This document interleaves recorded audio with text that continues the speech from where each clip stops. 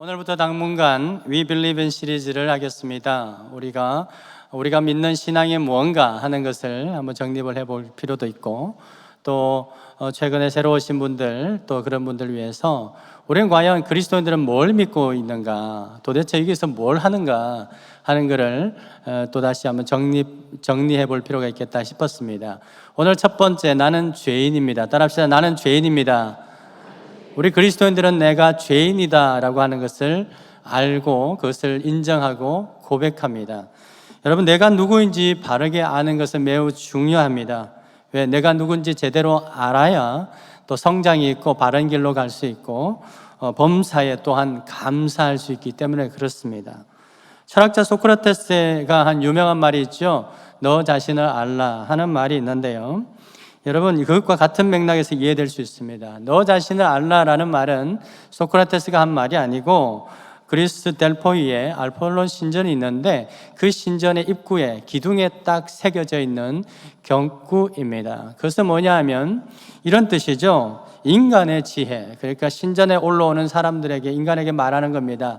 너의 그 알량한 지혜가 이 신의 지혜보다 얼마나 하찮은 것인지 너는 알아라 하는 뜻에서 너 자신을 알라라는 것이 입구에 딱 이렇게 새겨져 있는 것이죠. 소크라테스는 바로 이것을 인용하면서 사람들이 자신의 무지함을 깨달을 때, 철학적 반성이 있을 때 새로운 진리를 찾게 된다 하는 의미로서 너 자신을 알라, 이 말을 인용한 것입니다. 우리 주변에도 그렇지 않습니까? 이번에 수능 시험을 쳤는데 아이들 보면, 공부 못하는 아이들은 꼭 이렇게 말합니다. 너 수능 얼마 안 남았는데, 시험 얼마 안 남았는데 공부 안 해? 그러면 다 알아요 라고 말하죠. 나 다 안다는 겁니다. 근데 공부 잘하는 친구들은 공부 열심히 해놓고도 좀 자라 그러니까 아직도 모르는 게 많아요 라고 말하죠. 그래서 결과가 달라지는 것입니다. 이처럼 내가 누군지를 알 때 우리는 성장할 수가 있는 것이죠. 하나님을 믿는 것도 마찬가지 아니겠습니까? 사람들이 하나님이 없다 부정하고 하나님을 믿지 않는 그 이유, 그것은 뭐냐? 내가 누구인지, 인간이 어떤 존재인지 모르기 때문입니다. 그저 눈에 보이는 것만 가지고 있다 없다 내가 알아보니까 내가 다 안다는 거죠. 내가 알아보니까 신도 없고 지옥도 없고 천국도 없다, 그 결론을 내려버리는 것입니다. 그러면서도, 신이 없다고 하면서도요, 어떤 위급한 일 생기면 뭐죠? 하늘 보고 막 빌고 점쟁이 찾아가고 그렇게 하지 않습니까? 하나님이 없다면 귀신도 없고 다른 신도 없다고 말하는 것이, 그것이 공평한 거 아니겠습니까? 우리가 다 제사를 지내잖아요. 오늘 이렇게 차린 건 제사 지내려고 하는 거 아닙니다.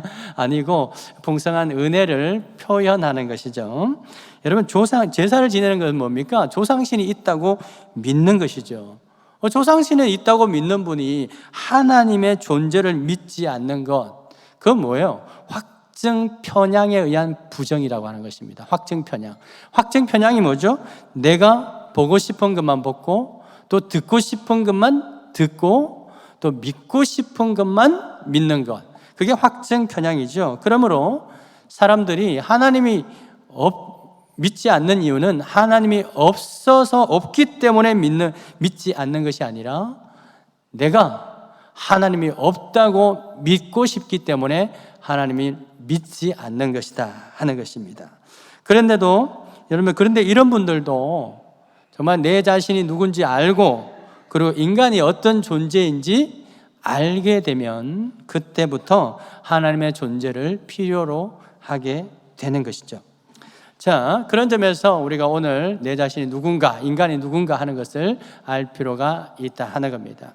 대부분의 종교들은 복 받기 위해서 믿죠. 재물의 복, 자녀의 복, 건강의 복, 장수의 복, 이것이 대표적인 복 아니겠습니까? 그것을 위해서 종교를 믿습니다. 그런 종교들도 사실은 나는 누구인가에 대한 관심이 분명히 있습니다.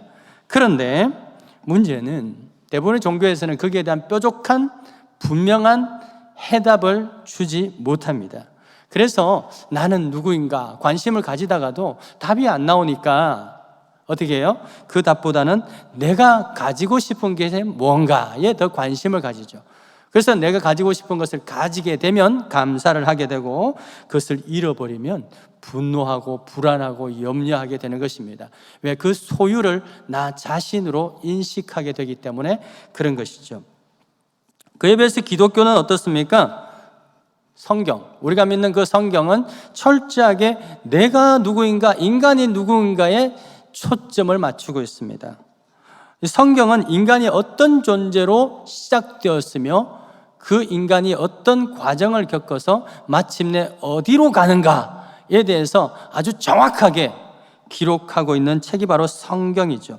그리고 우리가 이 삶 속에서 인생을 살아가는 과정에서 왜 이런 고통을 겪을 수밖에 없게 되었는지에 대한 그 문제 제기와 더불어서 그 원인도 정확하게 말해주고 있는 것입니다. 여러분, 내가 누군지 알고 그 당면한 문제의 원인을 알게 되면 그 다음에 뭐가 해결되죠? 그 문제를 해결할 수 있는 답을 찾게 된다는 것입니다.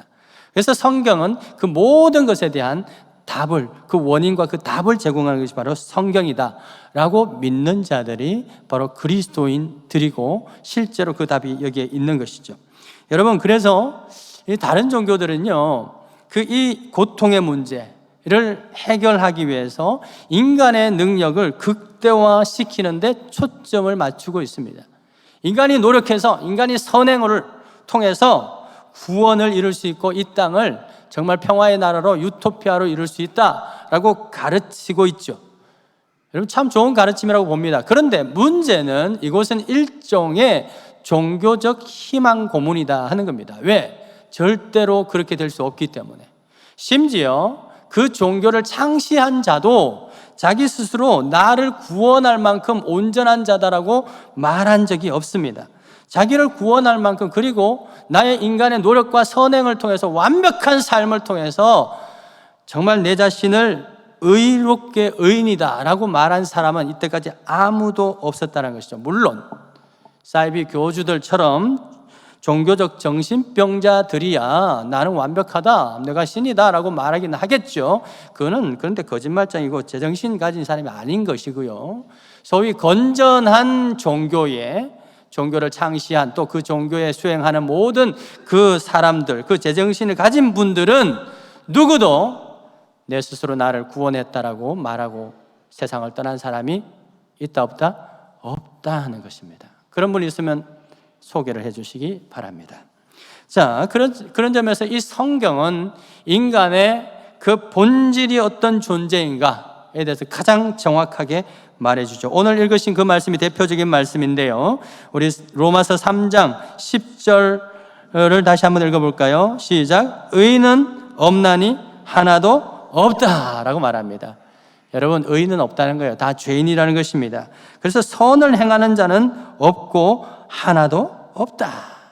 그러면서 좀 더 구체적으로 말하죠. 그 목구멍은 열린 무덤이다. 그 속에서 썩은 냄새가 난다는 거죠. 그 속에서 나오는 것이 모두 악독이고, 입술엔 독이 가득하고 저주와 악독이 있고, 그 발은, 그가 가는 곳은 피 흘리는 곳이 빠르다는 거예요.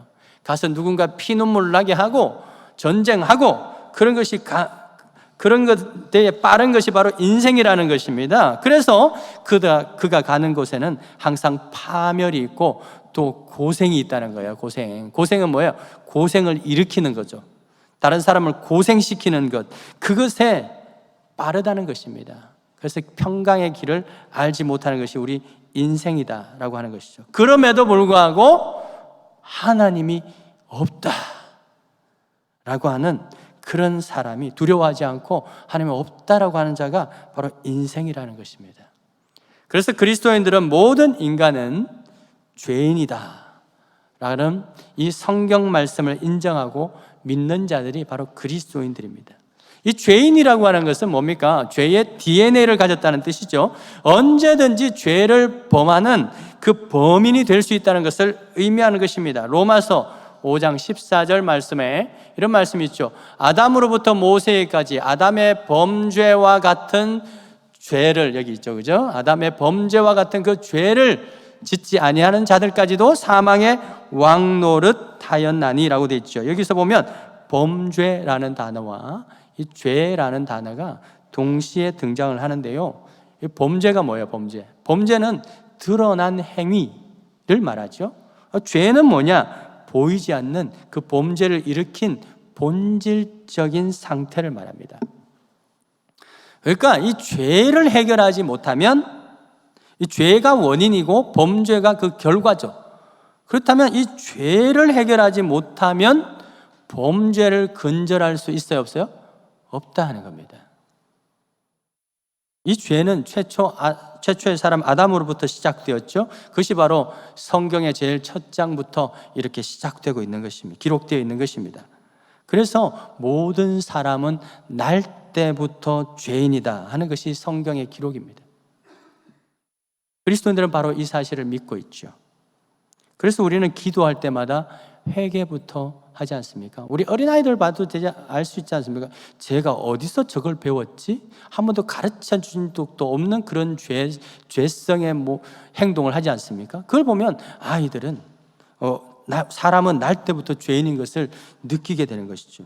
그래서 우리는 날마다 회개합니다. 가정의 문제든 이 나라의 문제든 이 사회의 문제든 모든 문제의 원인이 누구에게 있다? 나에게 있다. 왜? 내가 죄인이기 때문에.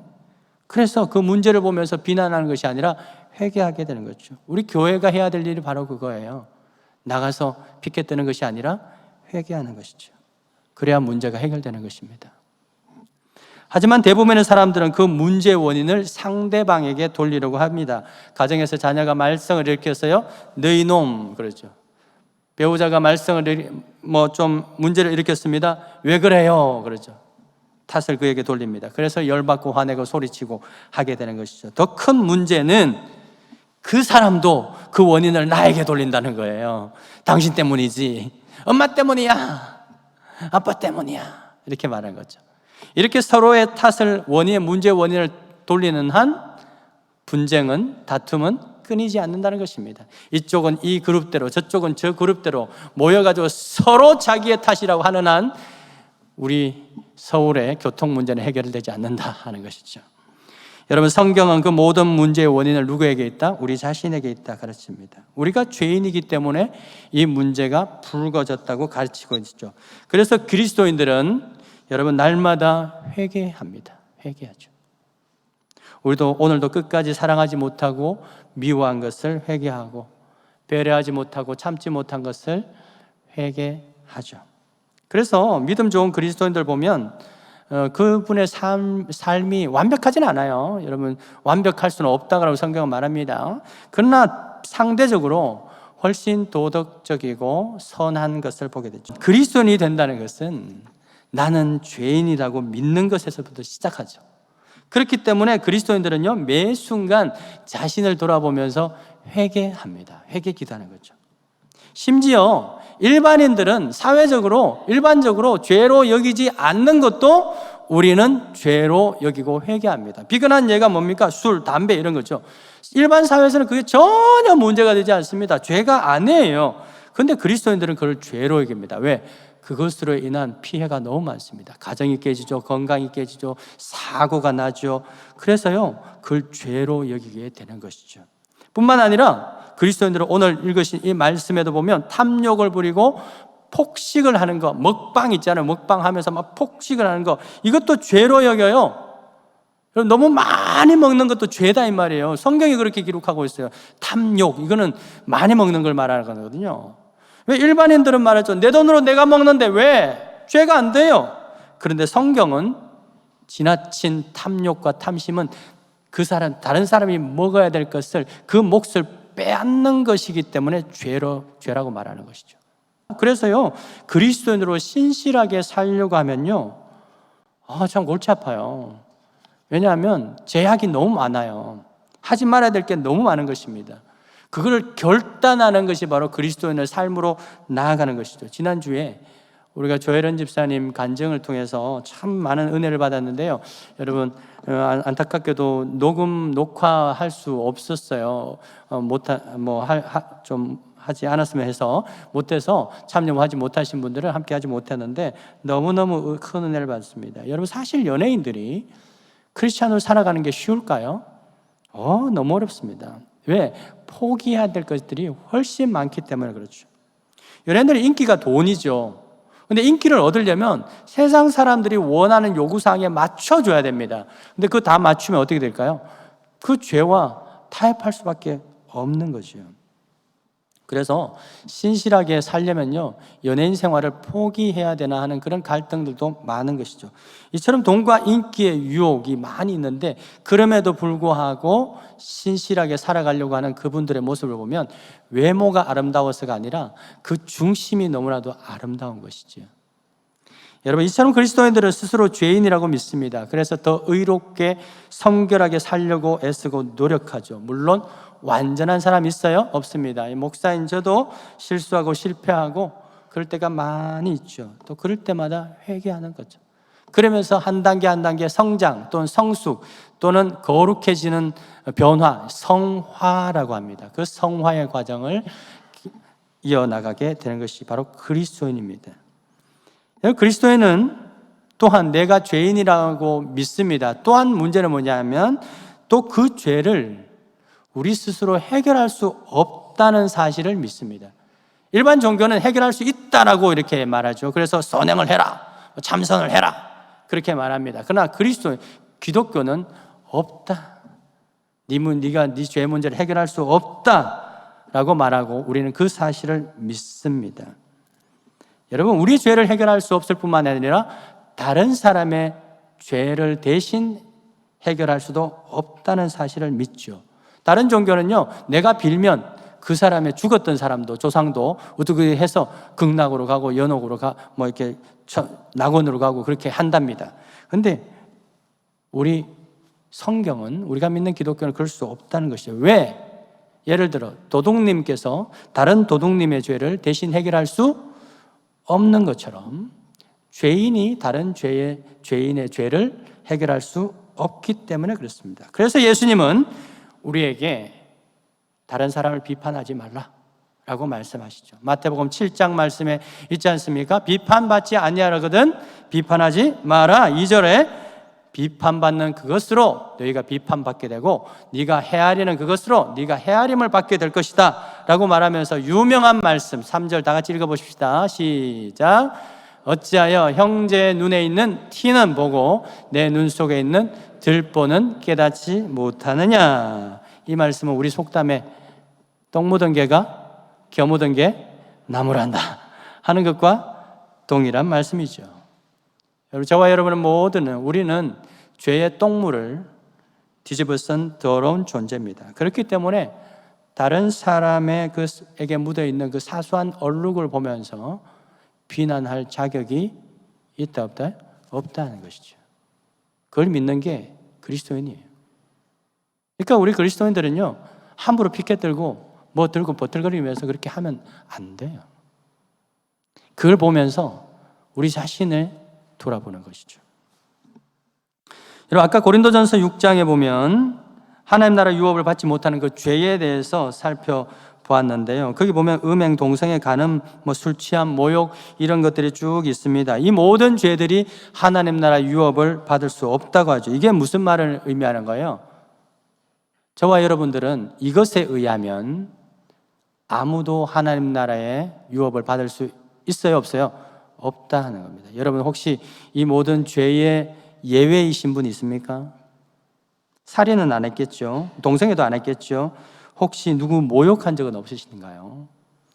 누군가를 여러분 음행을 한 적은 없으십니까? 생각으로라도. 그런 모든 것들이 해당되는 것입니다. 그러니까 우리 중 누구도 이 죄에 해당되지 않는 분이 여래인 없기 때문에 이 구절에 의하면 저와 여러분 모두는 하나님 나라를 유업으로 받을 수 없는 그런 죄인이다 하는 것입니다. 또한 이 말씀은 무슨 말씀일까요? 모든 죄는 크고 작음이 없이 하나님 앞에서는 똑같다입니다. 우리는 이렇게 생각합니다. 동성애 더 큰 죄야. 그죠? 누군가 살인이 더 큰 죄야. 그래서 이런 사람들은 하나님 나라 유업을 절대로 받을 수 없어. 그런데 뭐 거짓말 좀 남 조금 속인 거, 뭐 이렇게 조금 이렇게 장사하다가 좀 속인 거, 뭐 이것 정도는 뭐 한 좀 작으니까 하나님 나라 유업을 뭐 많이는 못 받아 조금은 안 받겠어 이런 생각을 하시잖아요. 근데 하나님은 그것도 없대요. 상대적으로 크고 작은 죄가 없다는 것이죠. 하나님 눈에서는 똑같다는 겁니다. 그래서 뭐예요? 비난하지 말라는 거예요. 네 큰 죄니 내 큰 죄니 비난하지 말라는 겁니다. 니나 내나 다 똑같은 죄인이다 하는 것을 우리는 믿고 있는 것이죠. 독일에 가면 다하우 수용소라고 있는데요, 히틀러가 세운 최초의 유대인 포로 수용소입니다. 그곳에는 주로 뭘 하느냐? 사람들 생체 실험을 해요. 생체 실험. 그러니까 뭐 여러 가지 예가 있는데요, 이 대기압이 대기의 압력이 높고 낮음을 통해서 어떤 인체에 영향이 있는가 조사하기 위해서요, 어떤 한 사람을 그 방 안에 넣습니다.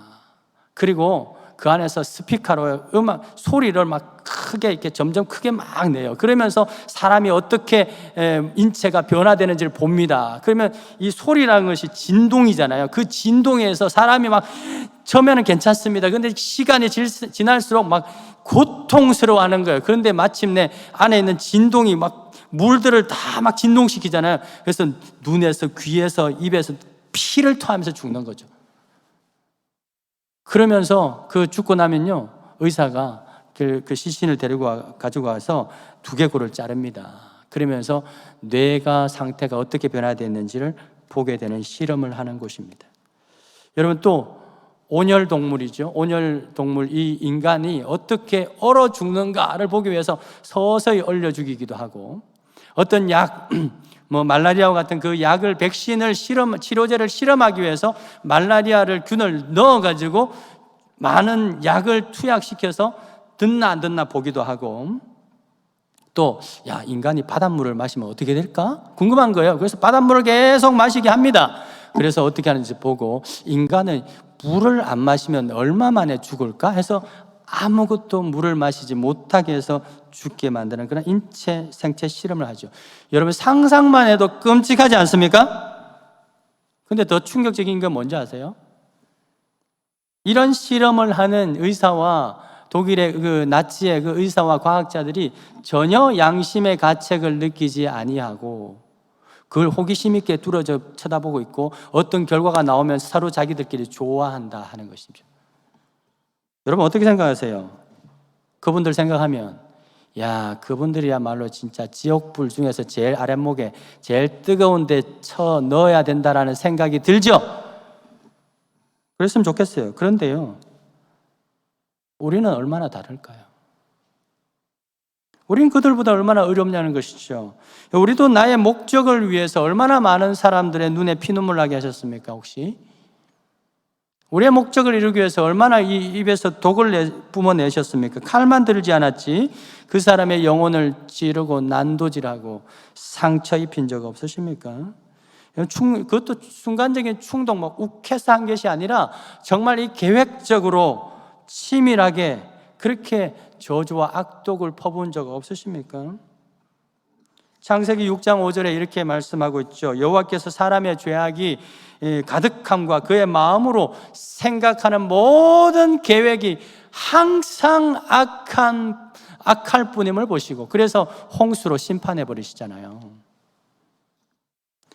항상 악하다는 것입니다. 그래서 오늘 읽으신 말씀에 보면 우리의 발은 피 흘리로 폭력하는 데 빠르고 평강의 길보다 파멸시키고 누군가를 고생시키는데 그 길을 더 잘한다는 것입니다. 그것이 바로 우리가 성경이 지적하는 인간의 본질적 죄성의 모습이다 하는 것이죠. 그래서 여러분, 모든 인간은 이 죄 앞에서 절망적일 수밖에 없다는 것입니다. 우리 중 누구도 이 죄와 상관없는 사람이, 혹시 나는 이 죄와 전혀 상관없다 하시는 분 계셔도 손들지 마시기 바랍니다. 마음으로만 생각하세요. 근데 문제는 이런 죄를 가진 자는 절대 하나님 나라를 유업으로 받을 수 없다는 것이고, 또한 그 죄 문제를 우리가 해결할 능력이 전혀 없다는 것이죠. 그렇다면 우리 어쩌가는 말입니까? 우리 하나님 나라 구원 못 받죠. 이건 무슨 말입니까? 이건 수영을 전혀 못하는 사람이 물에 빠지게 되면 거기서 스스로 빠져나올 능력이 있어요, 없어요? 없다 하는 것이죠. 누군가는 나를 구해줄 어떤 사람이 필요하다는 것입니다. 그게 우리의 인간의 상태라는 것입니다. 사망의 물에 빠진 나를 구해줄 분이 필요한 것이죠. 하나님 나라 유업을 받을 수 있도록 우리의 죄 문제를 대신 해결해 주실 분이 필요한데 그분이 누구시냐? 아까 고린도전서 6장에 죄를 쫙 나열하고 나서 바로 이어서 이런 말씀이 나오는데요. 11절에 보시면 너희 중에 이와 같은 자들, 이 죄가 많은 자들이 있었는데 근데 어떻게 됐어요? 주 예수 그리스도의 이름과 우리 하나님의 성령 안에서 씻음과 거룩함과 의롭다 하심을 입었다. 할렐루야.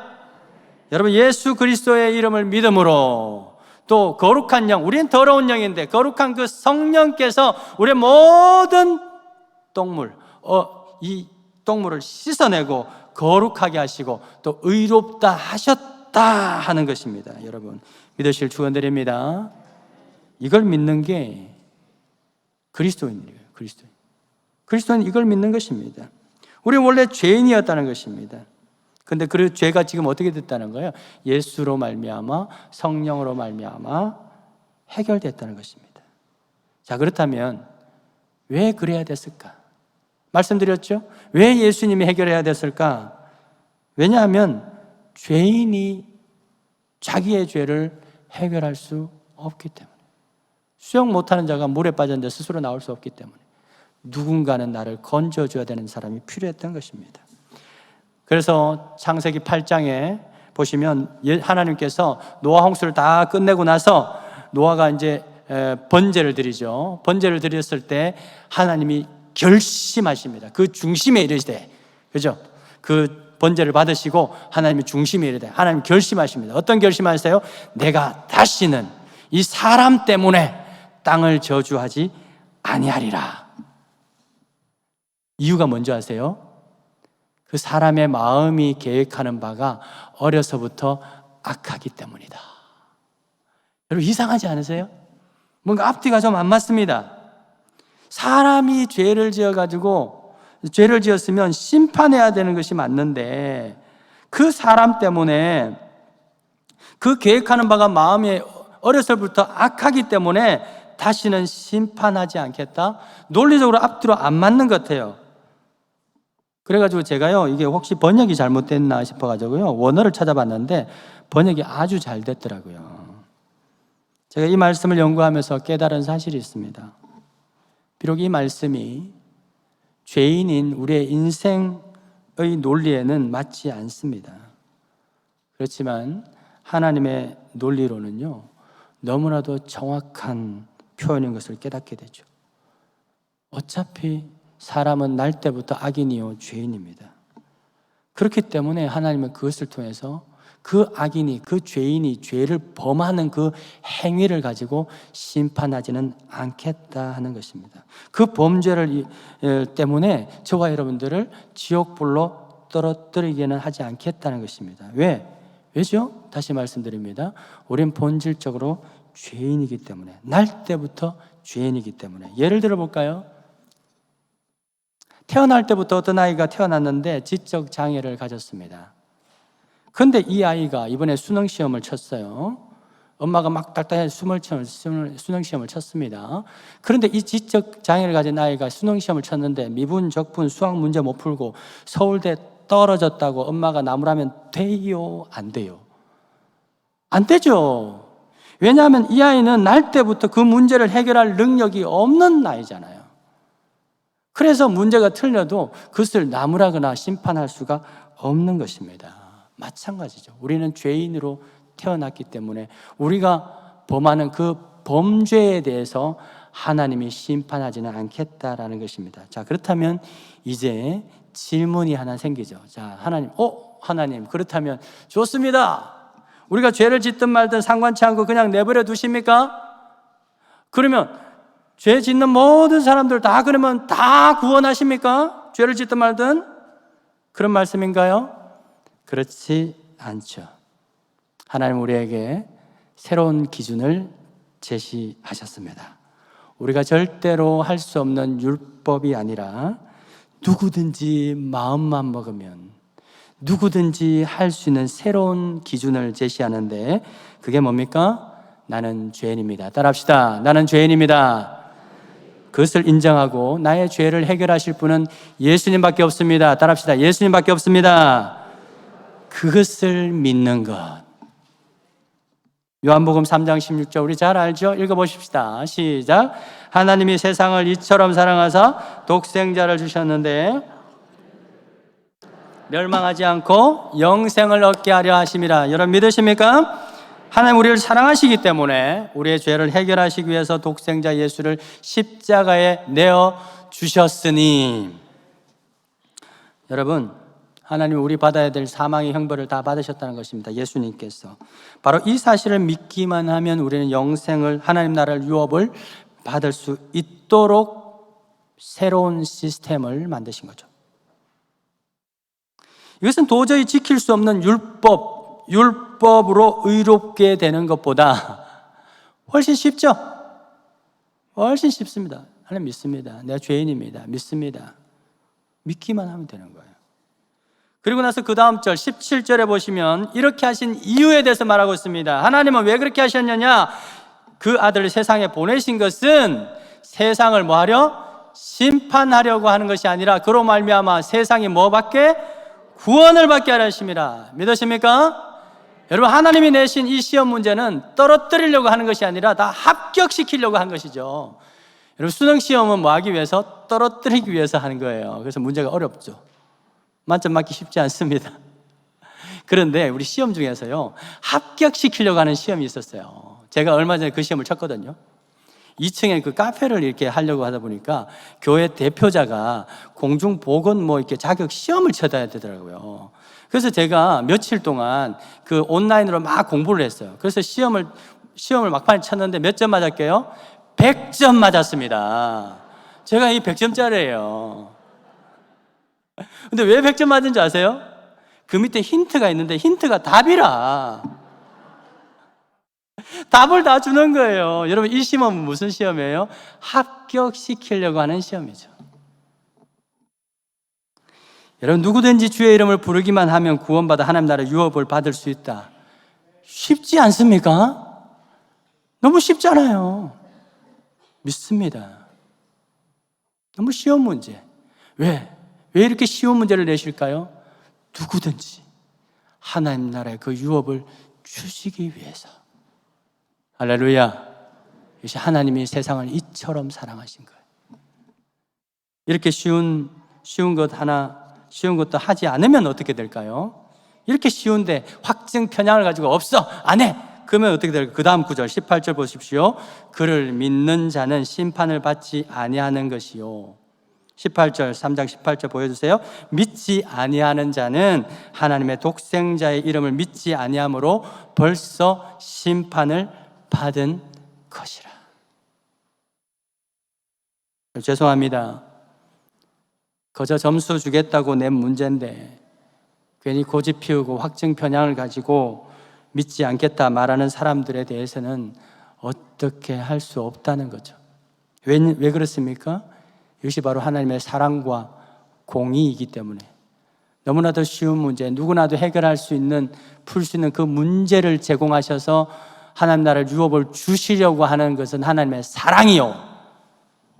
그럼에도 불구하고 내 고집 피우고 확증 편향을 가지고 No! 라고 말하는 사람에 대해서는 끝내 하나님 나라 유업을 줄 수 없는 것 또한 하나님의 공의이기 때문에 그렇습니다.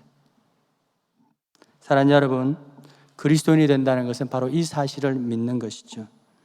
내가 죄인인 것과 그것 때문에 나에게는 나를 구원할 예수가 필요하다는 사실을 믿는 것입니다. 바로 이 믿음의 초청에 아멘으로 대답하는 자는 누구든지 하나님 나라 유업, 구원 얻게 되는 줄 믿으십니까? 그렇기 때문에 예수 그리스도께서 그리스도인들은 이 땅에 있는 것이 많으나 적으나 상관없이 항상 기뻐하고 범사에 감사할 수 있게 되는 것이죠. 왜? 이 땅에서는 땅 한 평 없어도 저 하나님 나라 그 유업을 받은 자이기 때문인 줄 믿으시길 축원드립니다. 바로 이것이 우리 그리스도인이 된 저와 여러분들이 감사해야 될 유일한 조건이 되는 것이죠. 지옥불에 떨어져야 될 이 죄인이 예수 그리스도 그 대속의 은혜로 말미암아 하나님 나라 유업을 받게 되었다, 이미 받았다 하는 그 사실을 기억하며 감사와 찬양이 넘치는 저와 여러분 되기를 주의 이름으로 축원드립니다. 하나님 아버지, 죄로 죽을 수밖에 없었던, 또 죽었던 우리를 살리시기 위하여 당신의 외아들 예수 그리스도를 우리에게 주시니 감사합니다. 주여, 그것으로 인하여서 우리의 모든 죄가 해결되고 하나님 나라 그 유업을 받을 수 있게 하심을 감사드립니다. 주여, 이 감사로 인하여서, 이 감사로는 충분합니다. 이 감사로만 충분하다고 고백하는 우리 모든 성도들의 삶이 되게 하여 주시옵소서. 그래서 인간적으로 헤아려 볼 때 좀 부족하더라도 그것보다 더 위대한 하나님 나라 그 유업을 받았음에 범사에 감사할 수 있는, 그리 아니하실지라도 감사할 수 있는 우리의 믿음의 성장이 일어나게 하여 주시옵소서. 주님 앞에 귀한 예물 그런 마음으로 올려드리는 모든 손길들 위해 하늘의 신령한 복과 땅의 기름진 복이 더 충만하여 더 감사를 고백하는 삶이 되기를 소망하며 예수 그리스도의 이름으로 기도드립니다. 아멘.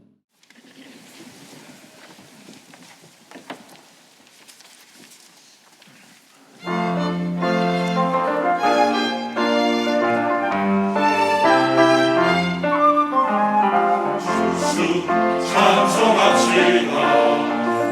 우리 주님께 감사해.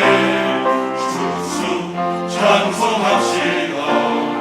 할렐루야 아멘.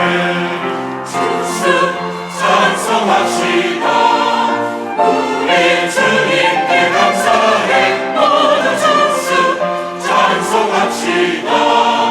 할렐루야 아멘.